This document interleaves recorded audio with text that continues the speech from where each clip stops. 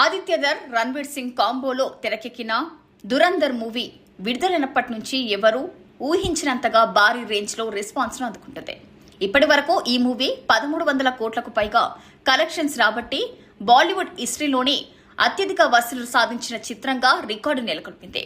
Movie విడుదలై 2 నెలలు కావస్తున్నా ఇప్పటికీ బుక్ మై షో యాప్ ద్వారా 25,000కు పైగా టికెట్స్ అమ్ముడుపోవడం గమనార్హం. ఇక కొత్త సినిమాలు వస్తున్నాయి పోతున్నాయి, కానీ దురంధర్ చిత్రం మాత్రం ఇప్పటికీ బుక్ మై షో యాప్లో ట్రెండ్ అవుతూనే ఉండటం గమనార్హం. అయితే ఈ movie OTT release date fix అయింది. ఈ మూవీ జనవరి 30న నెట్ఫ్లిక్స్లో అందుబాటులోకి రానుంది. ఈ దురంధర్ మూవీ అన్ని ప్రాంతీయ భాషలకు సంబంధించిన ఓటీటీ రైట్స్ ను నెట్ఫ్లిక్స్ సంస్థ 280 కోట్ల రూపాయలకు కొనుగోలు చేసింది.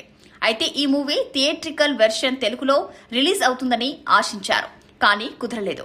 ఇప్పుడు తెలుగు వర్షన్లో ఈ చిత్రం ఈ నెల 30 నుండి నెట్ఫ్లిక్స్లో అందుబాటులోకి రానుంది. దీంతో తెలుగు ఆడియన్స్ తెగ సంబరపడిపోతున్నారు.